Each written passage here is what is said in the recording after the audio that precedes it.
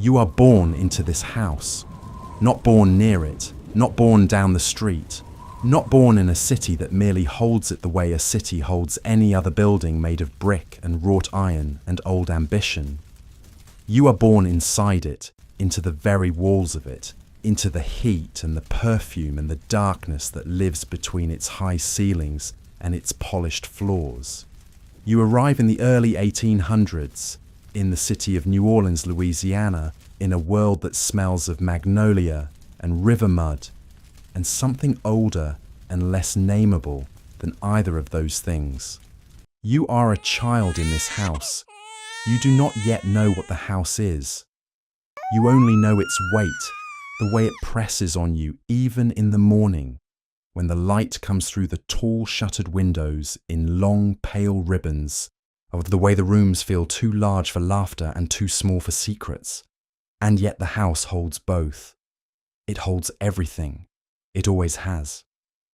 This channel exists for those of you who feel that pull, who cannot pass an old house without wondering what happened inside it, who are fascinated by the lives and sorrows and silences of those who came before. If that is you, we would be honored for you to stay, to subscribe, and to wander these rooms with us. Now, let us go back inside. The house stands on Royal Street in the French Quarter, and in its time, it is considered one of the finest properties in all of New Orleans. The architecture is beautiful in the way that certain dangerous things are beautiful, composed and deliberate, and offering nothing of itself without demanding something in return.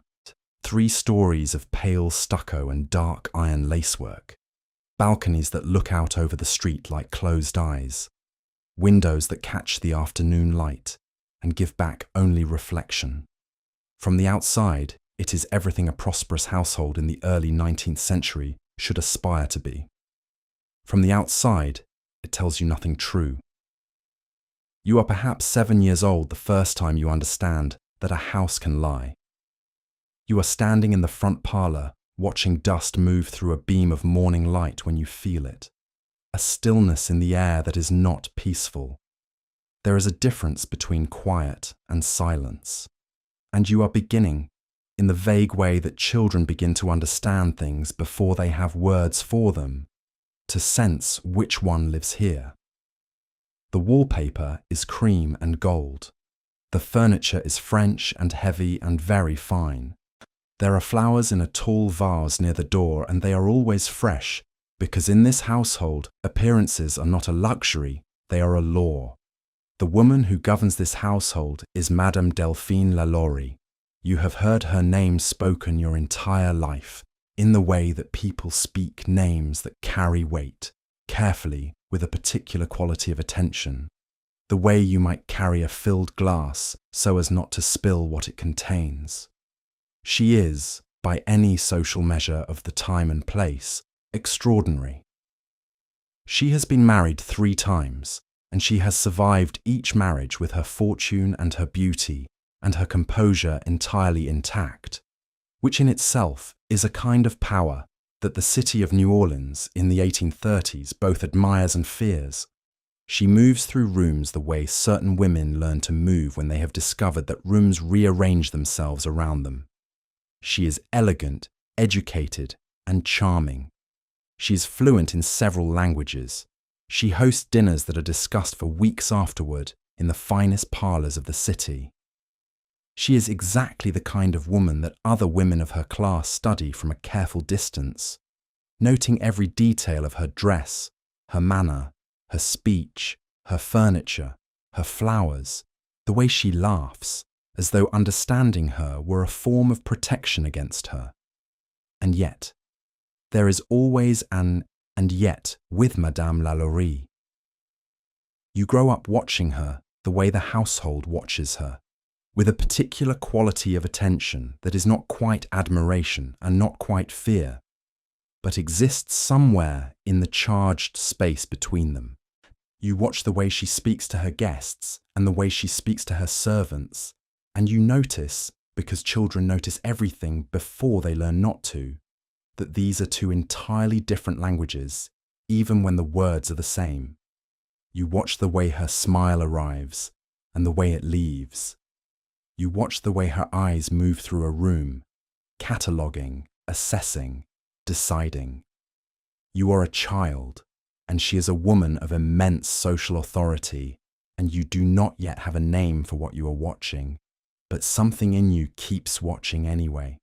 New Orleans in the 1830s is a city in full and complicated flower. It is one of the wealthiest cities in the young country, a port city, a cosmopolitan city, a city where French Creole culture has produced a particular kind of society, a layered and elaborate and beautiful on its surface, the way all layered and elaborate things can be beautiful through the artistry of concealment. It is also a city built on the institution of slavery, and this is not a footnote or a context.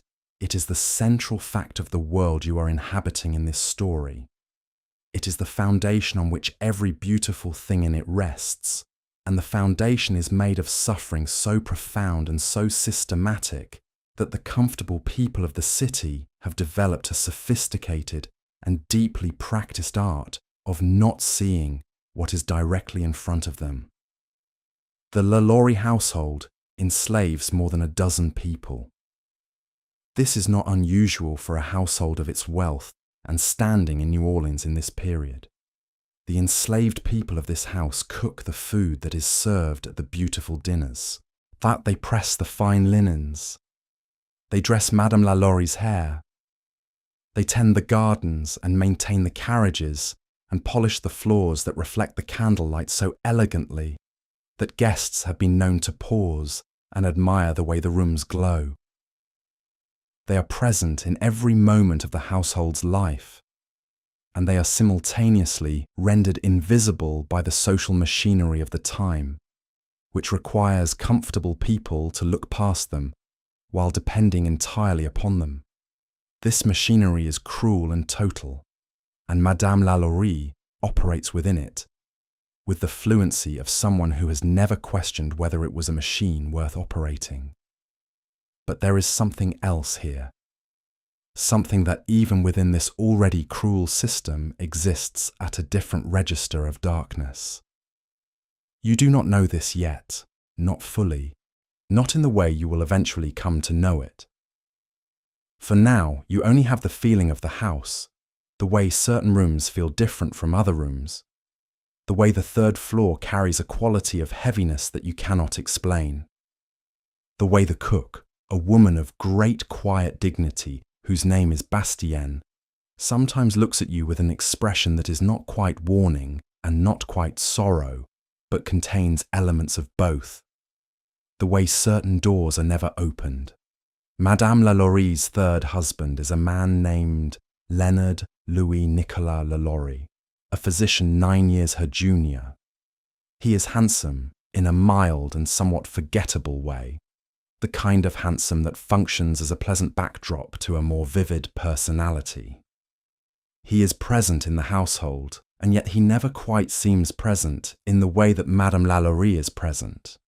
There is something about him that lacks density, as though the house has not fully admitted him, as though it recognizes that the authority here belongs to someone else and has arranged itself accordingly. He rides out in the mornings. He sees patients. He returns in the evenings and takes his place at the dinner table with the practiced ease of a man who has made a comfortable accommodation with the life he has chosen, which is to say that he has chosen comfort over inquiry. And he does this with the thoroughness of a man who is afraid of what inquiry might reveal. Would you have noticed the signs? This is a question worth sitting with, not as an accusation, but as a genuine act of imagination. You are living inside a world that has constructed very sophisticated systems for making sure that certain things are not seen, or if seen, also not spoken of, or if spoken of, not believed. The social pressure to accept the surface of things in this world, in this city, in this class, is enormous and constant and enforced by 1,000 small mechanisms of reputation and belonging and survival. People who see clearly and speak of what they see are not rewarded. They are complicated. They become problems. And Madame LaLaurie is very good, perhaps better than anyone in the city, at making sure that those who might speak are not in a position to do so. The neighbours notice things. This is important. The neighbours on Royal Street notice things over the years that accumulate in the way that evidence accumulates when you are not yet willing to call it evidence.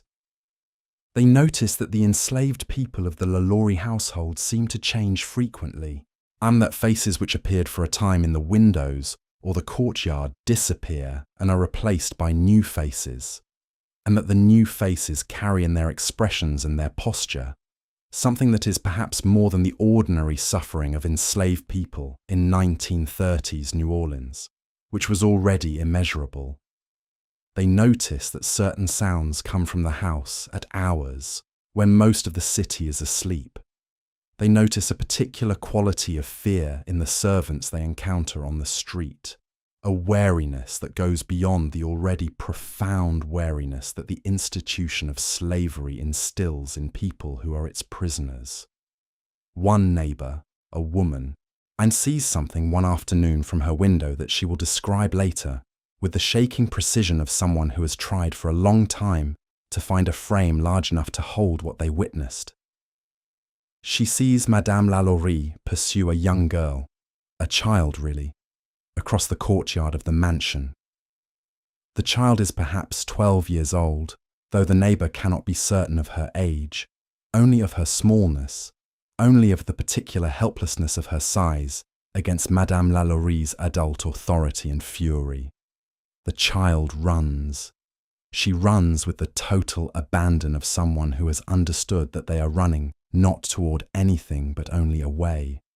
And even away is not a direction that is actually available to her in the enclosed world of this courtyard. The neighbour watches. She does not intervene. Later she will live with this. Later, the city will live with the question of what watching without intervening makes you, and whether the answer changes depending on what is happening behind the wall you decline to look over. What happens to the child is not something the neighbour sees. The child disappears from view. Madame LaLaurie disappears from view. The courtyard is empty in the afternoon sun, and the magnolia trees are blooming, and the city goes about its business. Later, investigators will find evidence suggesting that the child's body was discovered at the base of the well in the courtyard. Though accounts vary in their particulars, and the historical record is complicated by the social pressures of the time to minimize, to euphemize, to look away, what is consistent across multiple accounts is this: a child died in that courtyard. A child died, and Madame LaLaurie continued to host her dinners and press her linens and arrange her flowers and move through rooms with the composed authority of a woman who considers herself a member of civilization's highest order. How does a person do this? This is not a rhetorical question, and it is not a simple one. It is the question that sits at the center of every story like this one. The question that we come to these old houses to ask, perhaps because the houses themselves seem to hold it in their walls, because the stone and plaster and iron of a place where these things happened seem to carry the question, even when the human records have been lost or destroyed or rewritten. How does a person of evident intelligence, of evident social skill, of evident awareness of the moral and legal systems of their time, aim to do the things that Madame LaLaurie did, and then walk out of the room and arrange fresh flowers in a vase in the hallway? Part of the answer is power. Not power in the abstract philosophical sense, but power in the most concrete and immediate sense. The power to define reality, to determine whose suffering constitutes a moral fact that must be addressed, and whose suffering constitutes a domestic arrangement that is simply no one else's business. Madame LaLaurie lived in a society that had legally and culturally decided that enslaved people did not have the kind of moral status that would make their suffering a matter requiring action. This is the machinery again. The machine told everyone inside it that what happened behind the doors of a respectable household was private, that the people being harmed were property rather than persons, that the woman of the house had the right to manage her household as she saw fit. The machine was wrong. The machine was catastrophically, unforgivably wrong. But the machine ran very smoothly on Royal Street in the 1830s. You are growing up in this house, and you are learning its rhythms the way children learn rhythms, not through deliberate study, but through the body's slow accumulation of knowledge. You know that certain mornings are tense and certain evenings are worse. You know that the sound of Madame LaLaurie's footstep on the stair has a different quality at different times of day, and that the household reads these qualities the way sailors read weather. You know that the woman named Bastienne, the cook, moves through her work with a kind of profound controlled grief that you have begun to understand is not just grief for herself, but for others, for people she cannot protect, for people whose names she carries quietly inside herself, the way you carry something precious in both hands. Bastienne is one of the most important presences in this story, and she is also one of the presences most consistently erased from the official versions of it. She was a real person. She was enslaved in the LaLaurie household, and she was, by multiple accounts, a woman of extraordinary intelligence and courage. Her story is inseparable from what eventually happens in this house, and yet the history that has come down to us tends to fold her into the background, to treat her as a mechanism of plot rather than a person of full humanity. We are going to try to do differently here. We are going to try to hold her presence with the weight it deserves. What was it like to be Bastienne in that house? To go about the work of feeding a household, of making the meals that impressed the guests, of working in a kitchen that was, as was typical in New Orleans households of the period, separated from the main house, and of hearing what she heard, and knowing what she knew, and being unable to do anything with that knowledge, because the systems of power that imprisoned her body also imprisoned her testimony, because no enslaved person could bring any legal action against a white person, because the law that was supposed to protect people from harm had been carefully constructed to exclude her from its protection. She cooked the food. She knew everything. She could not speak, or rather, she could not speak to the people who had the power to act on what she said. But she was not silent. The record suggests that she communicated what she knew through the networks of enslaved people in New Orleans, through the intricate systems of communication that enslaved communities developed, precisely because their communication was dangerous, precisely because they existed in a world that treated their knowledge as both threatening and worthless. She spoke. She found ways to speak. And eventually, in the way that truth eventually finds its way through the smallest available opening, what she knew reached people who could act on it. But that comes later. For now, you are in the house, and the house is keeping its secrets with the practiced ease of a structure that has been specifically designed to keep them. And the third floor of the mansion is where the enslaved people of the household sleep and live. And it is also where Madame LaLaurie's behavior is most extreme, most hidden, most removed from the social gaze that elsewhere constrains her, at least somewhat, at least in the way that caring what people think of you constrains anyone. The third floor is where the question of what happens in this house becomes not merely atmospheric, but physical, documented, witnessed. The accounts that survive from this period describe conditions on the third floor that are almost impossible to hold in the mind, alongside the image of the beautiful formal rooms below. People chained. People who had been there for extended periods, who had not been allowed to move freely, who showed evidence of prolonged harm, and people whose suffering had been systematic and deliberate and sustained over a period of time long enough to suggest not a moment of violence but a practice, a structure, a chosen ongoing cruelty. The third floor of the LaLaurie Mansion was a horror operating continuously, while the first floor hosted the finest dinners in New Orleans. These two realities existed in the same building simultaneously, separated by 2 flights of stairs and the enormous willingness of a society to look away. There is a moment in every house like this one where the reality of it becomes unavoidable, where the gap between the surface and what lies beneath it closes so suddenly and so completely that no one can pretend the gap was ever as wide as they claimed it was. In the LaLaurie Mansion, this moment arrives in the spring of 1834, and it arrives through fire. On the night of the 10th of April in the year 1834, a fire breaks out in the kitchen of the LaLaurie Mansion. The accounts of how the fire started vary, as accounts of significant events often do when everyone who witnessed them had their own reasons for shaping the story. What most accounts agree on is that the fire drew the attention of neighbours and city officials, and eventually a crowd to Royal Street, and that the crowd, which had gathered to help and to watch in the way that crowds gather around catastrophe, began to understand as the house was entered and the household surveyed that something was wrong in a way that went beyond the fire.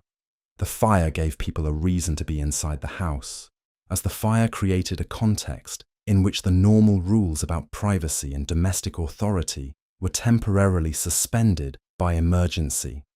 And in that temporary suspension, people went to the 3rd floor. People went through doors that had been locked. People found what had been hidden. What they found in that attic room on the 3rd floor of the LaLaurie Mansion on the night of April the 10th in 1834 would become one of the most documented accounts of domestic torture in American history, and also one of the most contested, because Madame LaLaurie had powerful friends and powerful social capital, and because the impulse to disbelieve terrible things about admired people is very strong, and because certain newspapers and certain voices in the city had reasons to want the story minimized or discredited. But the witnesses were many. The testimony was consistent, and what they found cannot be undone by discrediting. They found people, enslaved people who had been confined in that space, who showed evidence of prolonged physical harm, of injuries both old and new. The accounts describe iron collars, chains, conditions of confinement that bore witness to sustained cruelty over an extended period. One person found there was described as unable to stand, having been held in a cramped position for so long that movement had become impossible. There were people who were already beyond help. There were people whose injuries had been deliberate and studied. The word that the witnesses used again and again in the reports and testimonies that came afterward was horror. Not dramatic horror, not the horror of a Gothic story, but the specific horror of encountering something real that you had told yourself was impossible, that you had passed every day on a beautiful street in a beautiful city and allowed yourself to believe was impossible. The crowd outside the house grew as word spread. New Orleans was a city that knew things about itself, a city that had always carried the contradiction between its celebrated beauty and its foundational violence. But even a city accustomed to looking away from uncomfortable truths can be overwhelmed when the truth refuses to be looked away from. People in the street were described as weeping. People who had attended Madame LaLaurie's dinners, who had admired her table, who had spoken warmly of her hospitality, stood in Royal Street and encountered the revision of everything they thought they had known. And where was Madame LaLaurie during all of this? This is the detail that lodges itself in the mind and refuses to leave. She did not flee in panic. She did not collapse. She came down to the scene with the composed authority of a woman attending to a household problem. The way you might come downstairs to address a noise that was disturbing your guests, She spoke to people. She was reported to have been calm. And then, at some point in the confusion and the chaos and the crowd, she left. She left in her carriage, with her children, with what she could take. She drove out of New Orleans with the methodical deliberateness of someone who had considered this possibility and had a plan. She drove to the bayou, and from the bayou to the river, and from the river out of Louisiana entirely, reportedly eventually reaching France, where she lived out the remainder of her life in the kind of comfortable anonymity that certain kinds of privilege travel very well across national borders. She never returned to New Orleans. She was never prosecuted for what was found in her house. She was never tried, never imprisoned, never formally held accountable by any legal mechanism for what multiple witnesses had seen and documented in that attic room. She died, as far as the historical record can determine, in France, in her later years, as an old woman who had once been the most celebrated hostess in New Orleans and had become something else. Something that the comfortable social world she had come from found it easier to quietly set aside than to examine directly. This is one of the most haunting facts of this story. Not the fire, not the discovery, but the afterward. Or the way a person can do what Madame LaLaurie did and then simply continue to exist, to age, to have a life with weather and meals and ordinary mornings, to eventually die in the course of nature. The way the world made room for her to do this. The way the legal and social systems of the time were structured in ways that made her escape not a failure of those systems, but a function of them. The systems were working exactly as designed. The people who were harmed in that house had no recourse because the systems had been built to ensure they had no recourse. Madame LaLaurie's escape to France was not a loophole. It was the design. Let us sit for a moment with the people who could not leave. With the people who were in that house, who had no carriage waiting, no plan, no border they could cross to safety. With Bastien, who survived and whose story deserves more space than history has given it. With the people whose names we know from the fragmentary records, and with the people whose names did not survive, who were recorded only as property in the inventories of the estate, as numbers or descriptions in the cold administrative language of a system that treated human beings as line items. What was it to wake up in that house every morning? What was it to do the work of making the household beautiful?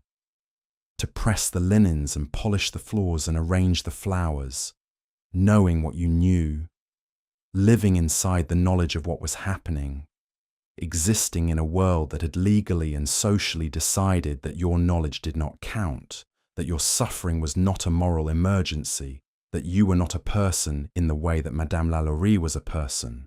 What kind of endurance does it take to survive that? What kind of grief lives in a person who has survived conditions like that? What does it do to the way you trust, the way you love, the way you exist in your own body in the years after? These are not questions with comfortable answers. They are questions that the house on Royal Street carries in its walls, in the way that all places carry the histories of what happened inside them, in some register of atmosphere and presence that we may not be able to scientifically measure, but that we feel, that we have always felt, when we stand in places where profound things happened, where people suffered and endured and sometimes did not survive. The LaLaurie Mansion did not burn down in the fire of 1834. It was damaged, and after Madame LaLaurie's departure, it was ransacked by the crowd, which dismantled much of its furniture and fixtures in a sustained expression of rage that the newspapers of the time reported with varying degrees of sympathy and alarm. But the structure stood. Buildings built in this way, with their heavy masonry and their deep foundations, are resistant to the impulses of crowds, resistant to fire, resistant to almost everything except time. The house stood, and over the years that followed it changed hands repeatedly, became various things to various owners, was a school for girls for a period, was a music conservatory, was a saloon, was apartments, was a bar, was empty, was renovated, was sold again, changed hands again. Each new occupant brought their own layer to the history of the building, their own life to its rooms, their own silence to its upper floors. And through all of these changes, all of these lives lived inside its walls, the house on Royal Street retained something of what had happened there. This is not a supernatural claim. This is an observation about the nature of history and the nature of buildings and the nature of the human tendency to feel, in certain old places, that something persists. Writers and visitors over the decades described a quality to the house that was difficult to name, a heaviness, a feeling of being watched, a particular quality of the silence in the upper rooms that was different from the silence in the rooms below. Whether or not you believe in anything beyond the material, this quality is real in the sense that countless people have experienced it and described it in similar terms. And it is worth asking what it means that a building can retain, in some quality of its atmosphere, something of the lives that were lived and ended inside it. The current residents of the French Quarter know the LaLaurie Mansion as one of the most famous haunted houses in America. It has been on countless lists. It has been the subject of documentaries and television programs and ghost tours that pass by on weekend evenings with lanterns and stories. In the particular way that American culture processes dark history, the house has been somewhat absorbed into the entertainment economy of the city, has become a destination, a landmark, a famous address.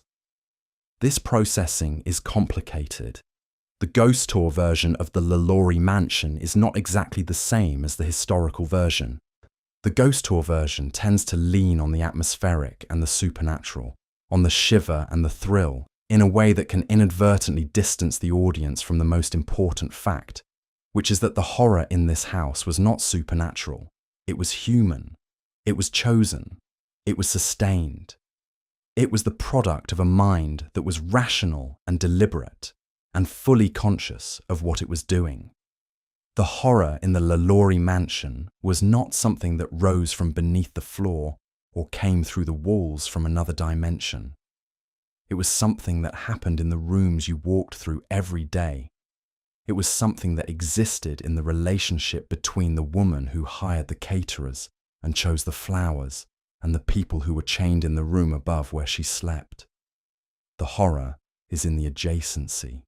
The horror is in the normalcy surrounding the cruelty, in the dinner parties, in the social calls, in the freshly pressed linens. The horror is in the fact that the beautiful house and the terrible secret were not separate, but were the same thing, were two aspects of a single reality, were both true at the same time, in the same structure. This is what makes the LaLaurie Mansion different from a fictional haunted house. What makes it something other than a ghost story in the conventional sense? A ghost story asks you to be afraid of the dead. The story of the LaLaurie Mansion asks you to be afraid of the living. It asks you to consider how much horror can be concealed inside domesticity, inside elegance, inside social grace. It asks you to consider what you might live next door to and not know, what you might be inside and not fully see. Let us go back into the house again. Let us go back to the first floor, to the parlour, to the formal rooms that guests were admitted into and that the public face of the household was constructed from. You are standing in the parlour in the early 1830s and a dinner party is in progress. The room is lit with candles whose light is warm and selective, illuminating the silver on the table and the lace on the women's sleeves and the crystal of the glasses, and leaving the corners of the room in a soft darkness that is not sinister in itself, but that you notice, that you are aware of, in the way you have always been aware of this house's corners. The guests are the finest people in New Orleans. There are politicians here, and merchants and lawyers and their wives, women in beautiful gowns, and women whose social lives are their occupation and who are very good at their occupation, who speak fluently the language of manners and suggestion and studied compliment. Madame LaLaurie moves through this room as its centre of gravity. She is, by every account, a magnificent hostess. She knows exactly what each guest needs to feel important, exactly what question to ask that will make a man feel attended to, exactly what observation to offer that will make a woman feel understood. She is performing, as all social people perform, but she performs with such skill that the performance has the quality of something more than performance, something that feels like presence, like genuine engagement, even if some part of you, some quiet part of you, that notices things, is not entirely convinced. The food is extraordinary.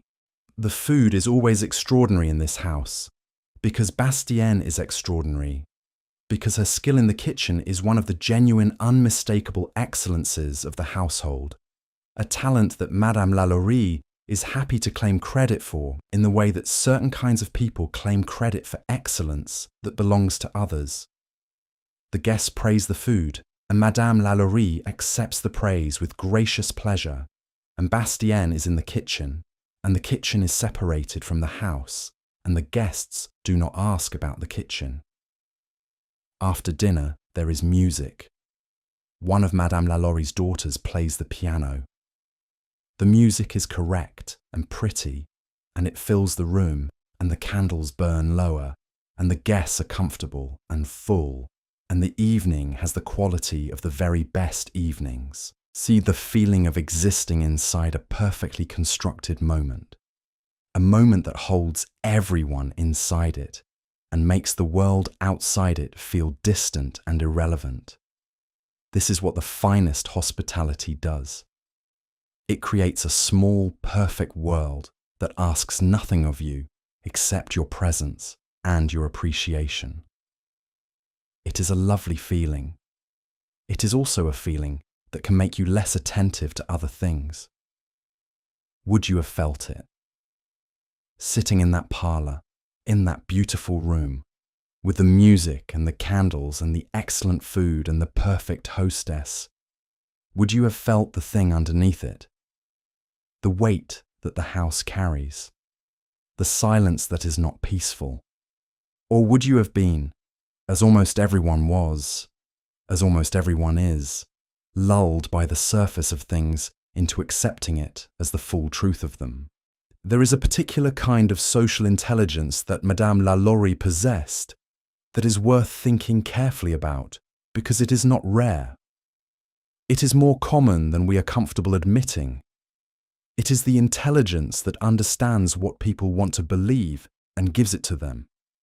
People in New Orleans in the 1830s wanted to believe that their city was civilized, that their class was refined, that the institution on which everything was built was not the continuous catastrophe that it was. Madame LaLaurie gave them a version of this belief in the form of her household, her table, her conversation, her carefully managed presentation of a life that looked exactly like what civilization was supposed to produce. She was their mirror. She reflected back to them the image of themselves they most wanted to see. And people who are being given the image they most want to see are not inclined to look carefully at the frame. The daughters of the house grew up inside this. This is something that is not often discussed in the accounts of the LaLaurie Mansion, perhaps because it is so uncomfortable. The question of what it means to be a child in this house. Not a child who suffers what the enslaved children suffer, but a child who grows up in the proximity of this, who hears what is heard, sees the edges of what is seen, absorbs the atmosphere of this household, the way all children absorb the atmosphere of the place that forms them. What did these daughters understand? What did they pretend not to understand? At what point in their growing up did the knowledge that had been accumulating in them become something they had to make a decision about? Become something that required them to choose between what they knew and what they needed to continue believing in order to continue being who they were? We do not know the answers to these questions. The historical record tells us very little about the interior lives of Madame LaLaurie's children, about their experiences of the household, about what they carried with them when the household ended. They fled with their mother on the night of the fire. They went to France. They continued their lives. The history moves past them without lingering, but the questions remain.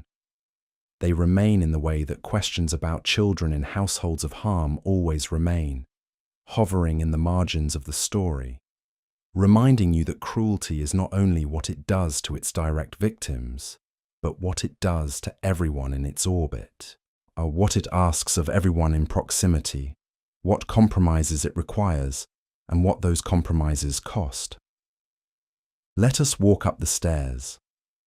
The staircase in the LaLaurie Mansion is wide and elegant, as staircases in houses of this ambition tend to be. The banister is finely made. The wallpaper on the staircase wall is beautiful. You go up the first flight, and you are on the second floor, where the family's private rooms are, where Madame LaLaurie's bedroom is, where her dressing room is, where the careful work of her self-presentation begins each morning.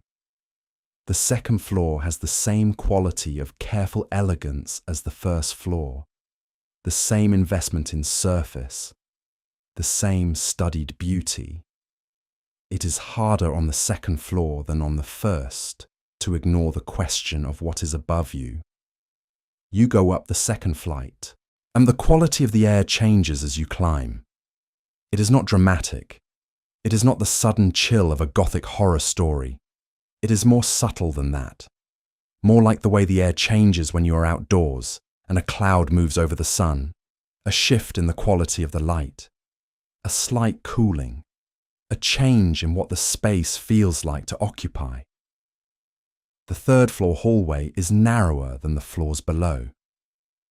The doors here are more utilitarian, less ornamented. This is where the household's labour is concentrated, where the people who make everything below possible sleep and wake and live out whatever living is available to them in this situation. Some of the doors on this floor are locked. This is something you have known your whole life, something that you have absorbed as simply a fact of the household, the way you absorb all the facts of the household you grow up in without necessarily examining them.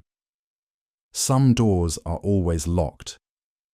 This is the house's rule, and you have never questioned it, because the house does not invite questions.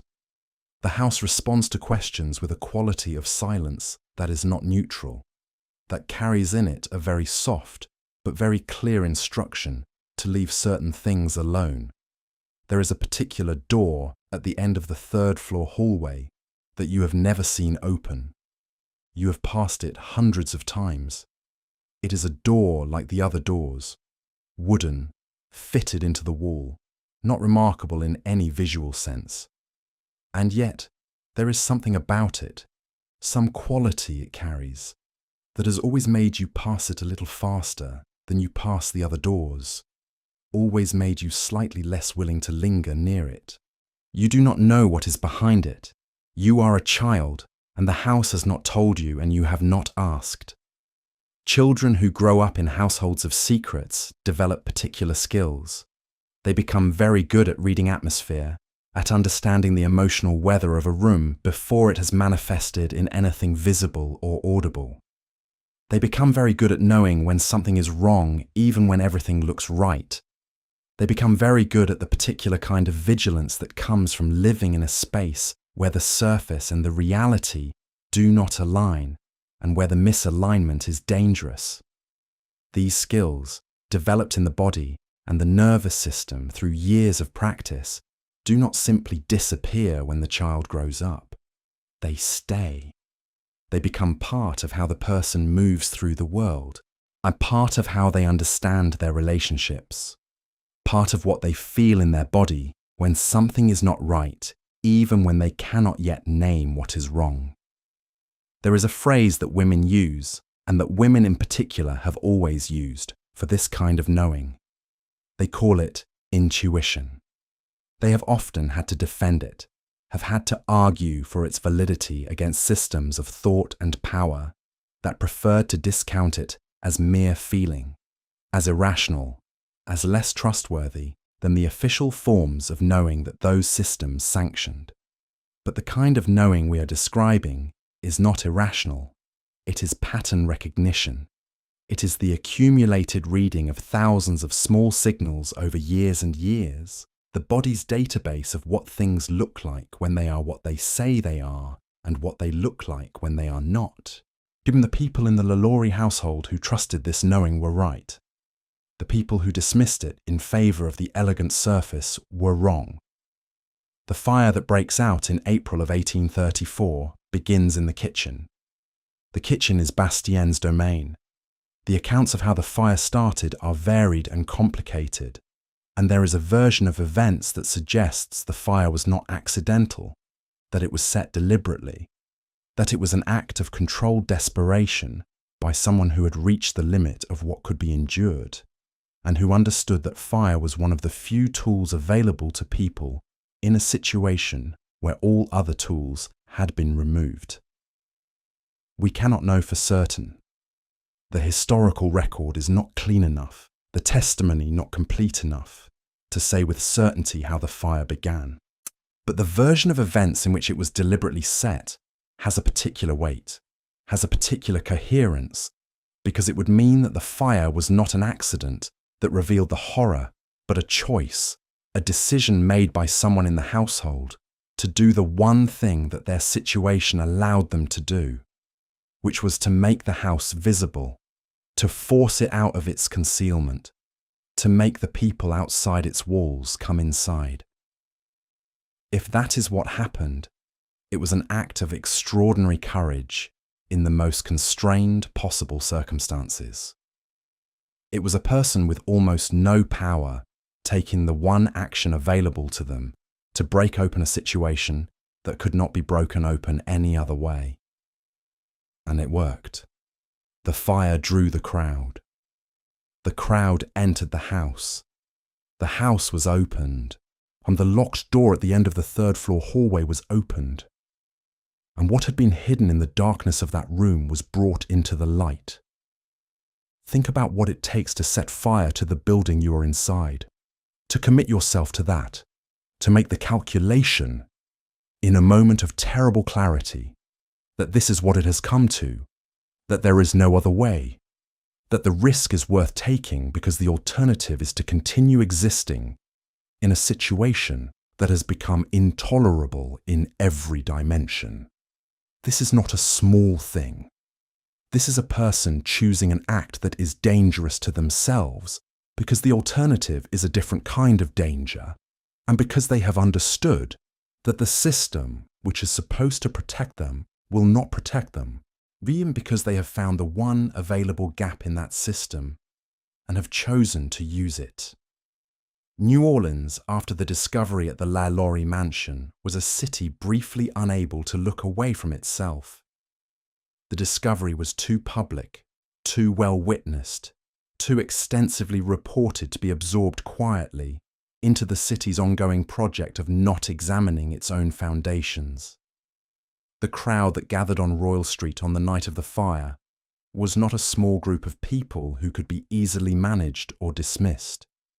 It was hundreds of people who had seen, or who had heard directly from those who had seen, what was found in that third-floor room. The rage in the crowd was real. The grief in the crowd was real. And it was not, as the comfortable social world might have hoped, directed exclusively at Madame LaLaurie as an individual aberration, a single bad actor in an otherwise sound system.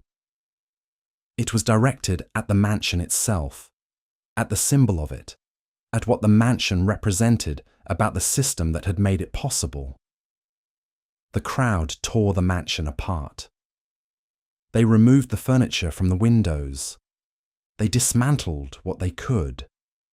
They expressed, in the physical destruction of this beautiful building, something that the formal social and legal structures of the time did not permit them to express in any other way.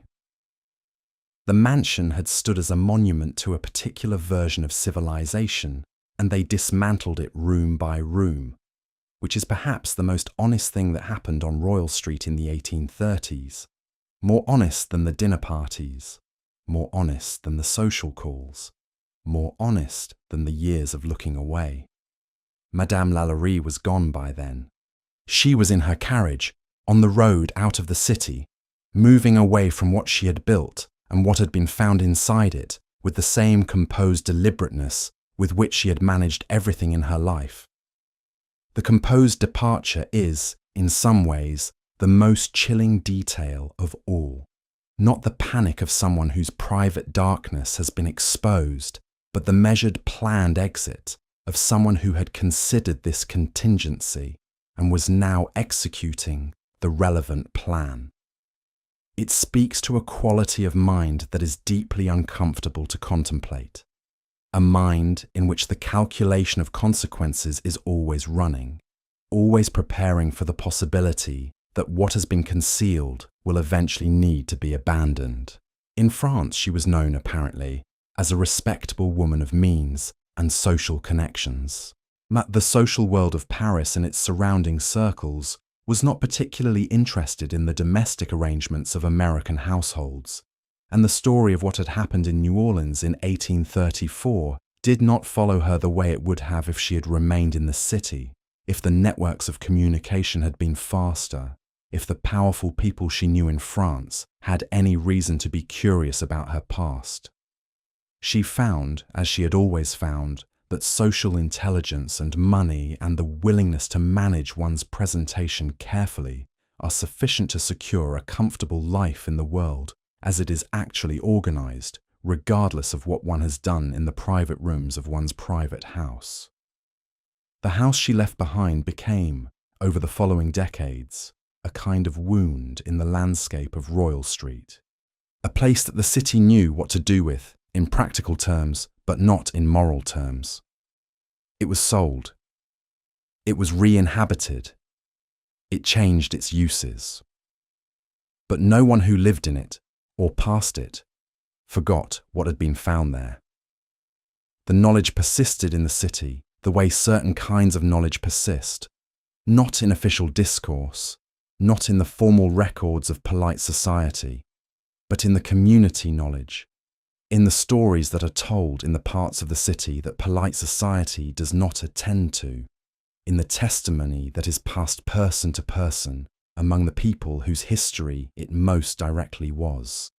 The enslaved people who survived what happened in the LaLaurie Mansion were, according to some accounts, taken in by people in the city who wished to help them. Their subsequent histories are largely unknown. The historical record, and which was organized by and for the people in power, did not follow them with the same attention it gave to the LaLaurie family. They passed out of the official story and into the only kind of history available to people whose stories the official record has no incentive to preserve. They had names, they had lives before the LaLaurie household, and, for those who survived, lives after it. We know very little of those lives. The not knowing is its own form of violence, a continuation of the original erasure by other means. There is a woman whose name appears in some of the accounts of the night of the fire, an enslaved woman who was among those found on the 3rd floor, who was described as having been there for an extended period, whose condition was documented by multiple witnesses. Her name, as recorded, was Hortense. This is all we know of her name. We know the condition she was found in. We know that she survived the night of the fire. We do not know what happened to her after that night. We do not know if she recovered, if she found people who cared for her, if she had family somewhere in the city or in the surrounding countryside who heard what had happened and came for her. We do not know if she ever lived in a place that felt safe. We hold her name, Hortense, which is the one piece of her that the official record preserved, and we hold the not knowing of everything else, and we try to understand that the not knowing is not neutral, that it is the shape of an absence that was created deliberately by the same systems that created everything else we have been describing. The years pass, the house changes hands, as we have said. In some of its later incarnations, it becomes a place of gathering, of social life, of the kind of ordinary human activity that continues to happen in buildings regardless of what those buildings have witnessed. There is something both ordinary and deeply strange about this. Human beings are remarkably capable of living in the proximity of history. We eat dinner in rooms where terrible things happened. We sleep under roofs that have sheltered suffering we cannot fully imagine. We do this not because we are callous, or not only because of that, but because the alternative, which is to be unable to exist in any space that has witnessed harm, is not available to us. Almost no space on Earth has not witnessed harm of some kind. We exist inside history, and history is very rarely comfortable. But there are degrees of proximity to harm, and the LaLaurie Mansion is not simply in the neighborhood of history's darkness. It was the location of it, specifically, deliberately, for an extended period of time. And the darkness was not historical in the sense of being past when the building was reoccupied. It was present in the walls. It was present in the third-floor hallway. It was present in the question that every subsequent occupant of the house must have encountered, whether they asked it consciously or not, which was, what do I do with this knowledge that I am living inside? The actors and celebrities and business people who have owned the mansion in subsequent decades, into the 20th and 21st centuries, have each had to contend with this question in their own way. Some have done so publicly. You have spoken about the history of the building and their relationship to it. Some have done so privately in the decisions they made about how to live in the house, what to renovate, what to preserve, how to speak of it to guests. One famous owner, the actor Nicolas Cage, purchased the mansion in the early 2000s and subsequently lost it to financial difficulties a few years later. The house has been on the market multiple times in recent decades, has sold for significant sums, has continued to attract buyers who are drawn to it, in part because of its history, because there is something in human beings that is drawn toward the sites of profound events, toward the places where history was made, even when the history is very dark. The ghost tours continue on Royal Street. On weekend evenings, small groups of people follow a guide with a lantern along the pavement and stop in front of the mansion and hear the story in the particular form that ghost tours tell it, with emphasis on apparitions and sounds and the sense of presence that visitors have reported feeling in the upper rooms. Some of what is reported by visitors to the mansion is genuinely interesting from a psychological perspective.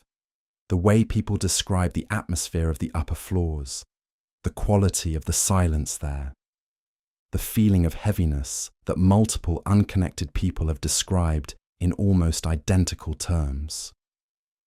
Whether or not this represents anything beyond the power of the mind to create experience, when it enters a space carrying the knowledge of what happened there, it is real in the sense that it is genuinely experienced, genuinely reported, genuinely consistent across people who did not compare notes before entering the house. But what we are most interested in, here at this particular remove from the events of 1834, is not the supernatural dimension of the mansion's afterlife, but the human one. We are interested in what it means that this house exists, that it stands, that people pay to tour it, that it has become in some sense a destination, a famous address, a landmark of American darkness. We are interested in what the house's continued existence and continued fascination asks of us, what obligation it represents, what it means to receive the story of the LaLaurie Mansion and then go back to our own lives in our own houses. Because the thing about the LaLaurie Mansion is that it is not only a historical curiosity, it is not only a ghost story or an architectural landmark or a famous address on a famous street in a famous city. It is a very precise and very concrete illustration of something that continues to be true about human societies, which is that great harm can be concealed inside beautiful structures, that the people we admire and invite into our social circles can be simultaneously the perpetrators of ongoing cruelty, that the mechanisms of social life are very well designed to prevent us from seeing what we might be required to act on if we saw it.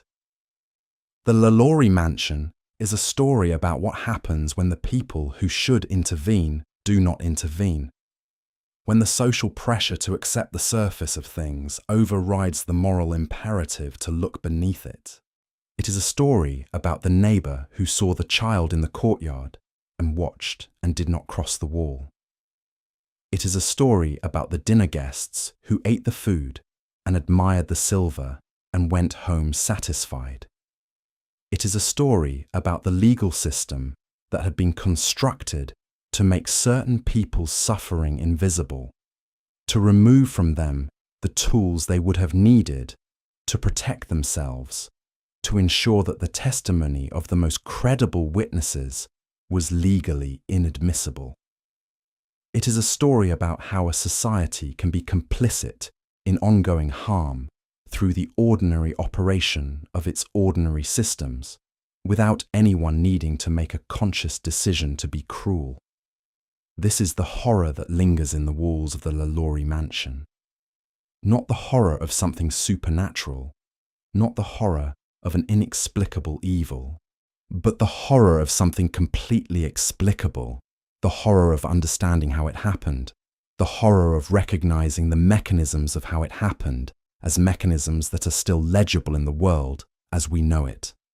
The horror of sitting with the question of what it means that this story is not ancient history in the way that truly ancient things are history, but is close, is recent, is still within the reach of the genealogical memory of families in New Orleans and Louisiana and across the American South who know exactly who their ancestors were in relation to events like this one. The sun sets over the French Quarter. It sets in the way it sets in Louisiana, slowly and with tremendous colour, turning the sky over the city to shades of orange and pink, and the particular deep purple that belongs to this latitude, this humidity, this quality of air that is slightly heavier than air in other places, that holds light differently, that makes the end of the day here feel like something that is taking its time, that is not willing to be hurried. The mansion on Royal Street is lit in this light, and it is beautiful. The ironwork of its balconies is very dark against the evening sky.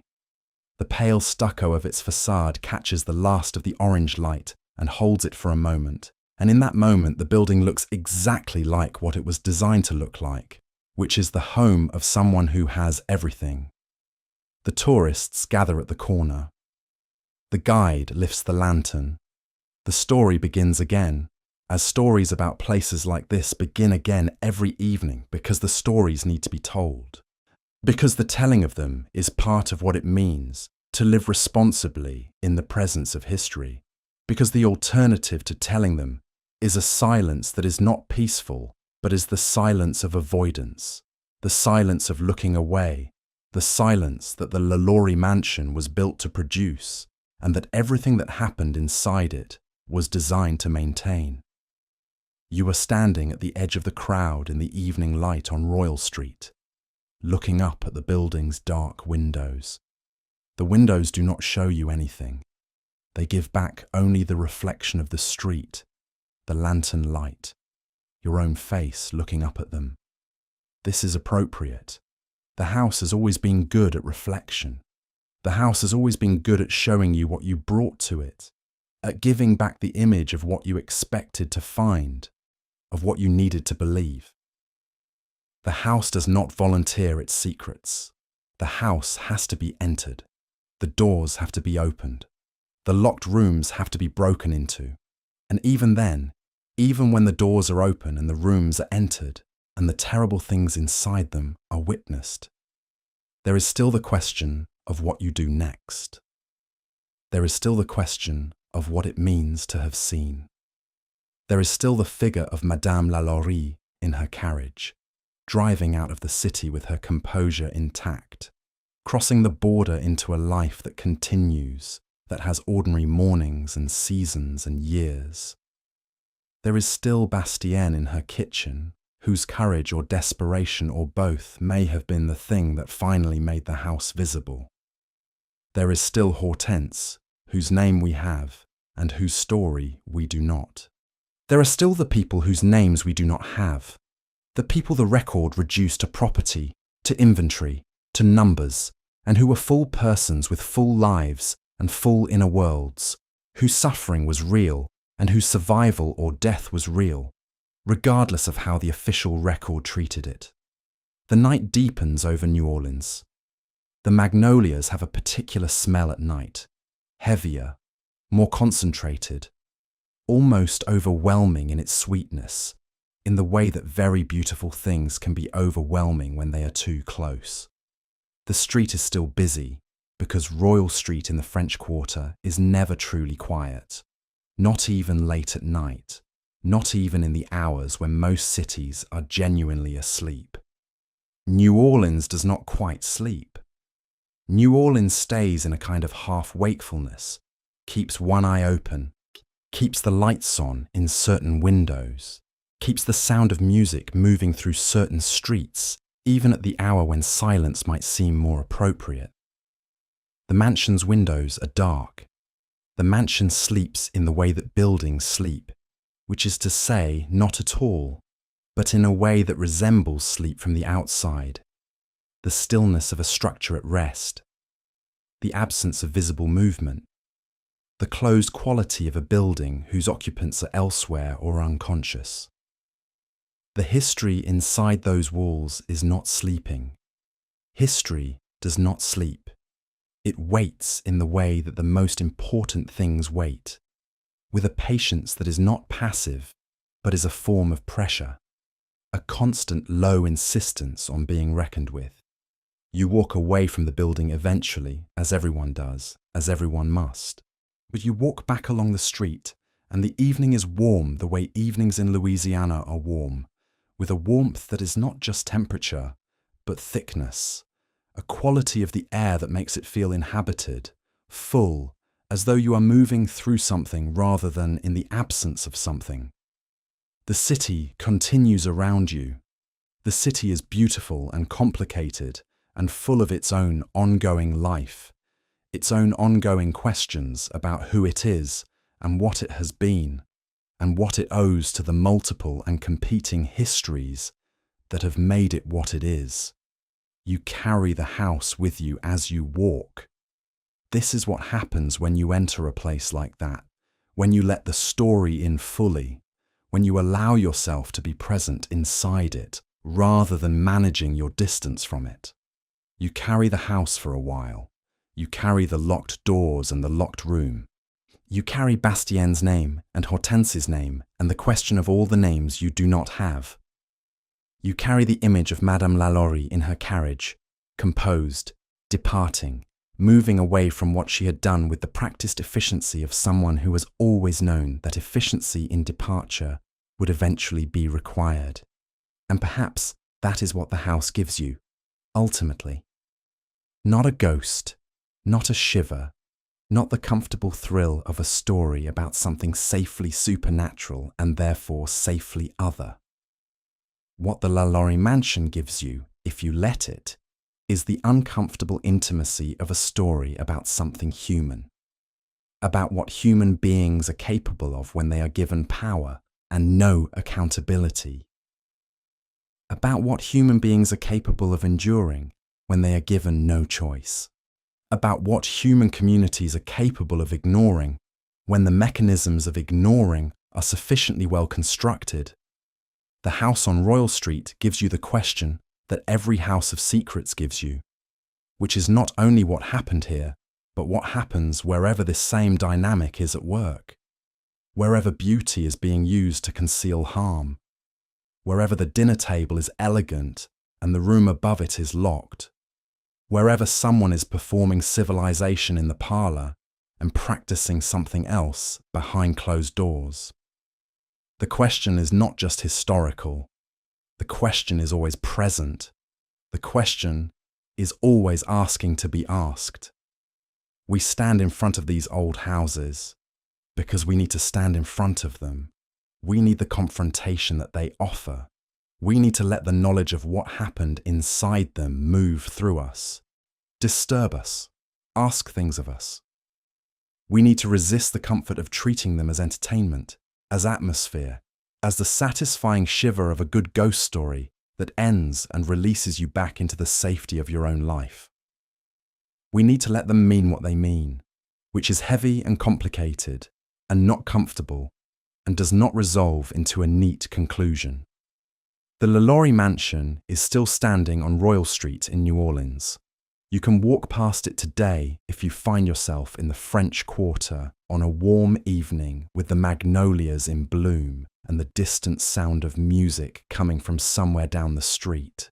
You can stand on the pavement and look up at the dark ironwork balconies and the tall shuttered windows and the beautiful pale facade. You can feel the warmth of the Louisiana evening and smell the particular smell of the city, which is magnolia and river and coffee and old stone and something else that you cannot quite name, but that belongs specifically to New Orleans, that exists nowhere else. That is part of what makes the city what it is. The house will give you nothing easily. It will reflect back to you the street and the evening and your own face. But if you stand there long enough, if you are willing to stay with the question rather than rushing past it, the house will give you something. Not a ghost, not a sound, or a chill, or a vision in the window. It will give you the weight of knowing. It will give you the slight pressure of a history that is unresolved, that is not past in the way we would prefer our difficult histories to be past, that is present in the way that injustice without reparation is always present. It will give you the names it has, Bastien, Hortense. The names it does not have, the locked room, the fire, the carriage driving away into the night. It will give you the question, and then it will wait, with the infinite patience of buildings that have been waiting for a very long time, to see what you do with it. The evening wind moves through the French Quarter, carrying the smell of the river. The streetlights come on, one after another, along the length of Royal Street, and their light is warm and golden, and falls on the facades of the old buildings, and makes them look, as they were always designed to look, beautiful. The magnolias are pale in the lamplight. Somewhere a few streets over, music is starting, rising through the thick, warm air of the evening. The particular music of this city that carries in it both the celebration and the grief of everything that has happened here, that has always been, both at the same time, that refuses to be only one thing. The LaLaurie Mansion stands in this light and holds what it holds. It has held it for nearly 2 centuries. It will hold it for as long as it stands. The walls carry what the walls carry. The 3rd floor is quiet now, has been quiet for a very long time, is quiet in the way that places are quiet, when what happened in them can no longer be heard, but has not been forgotten, when the silence is the silence of aftermath, of events that are over, but whose weight remains.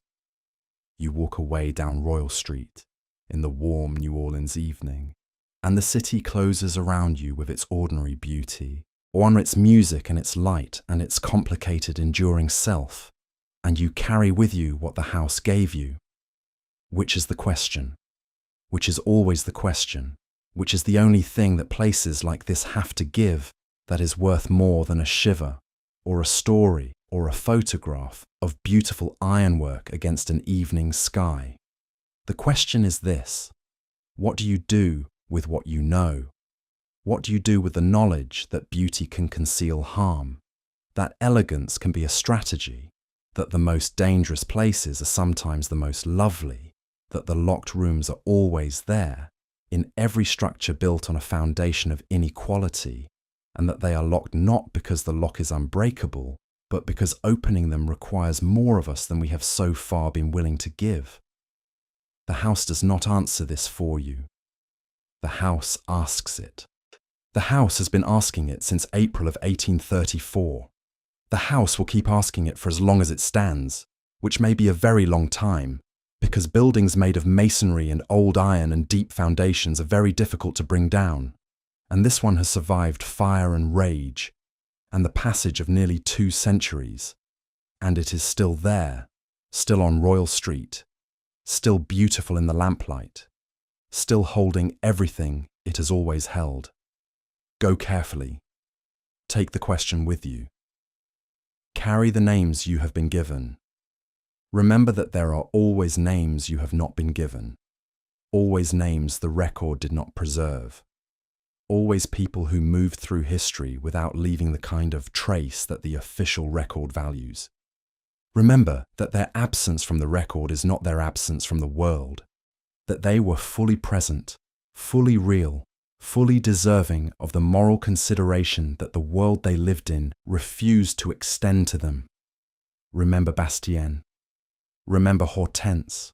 Remember the child in the courtyard and the neighbour in the window and the crowd in the street and the carriage driving away in the dark.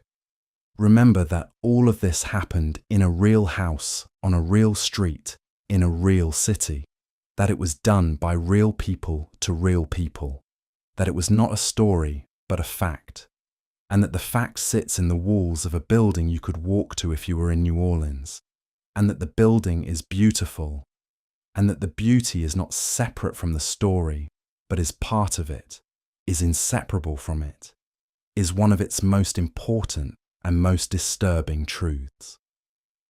The night settles over the French Quarter. The music continues. The magnolias are white in the darkness.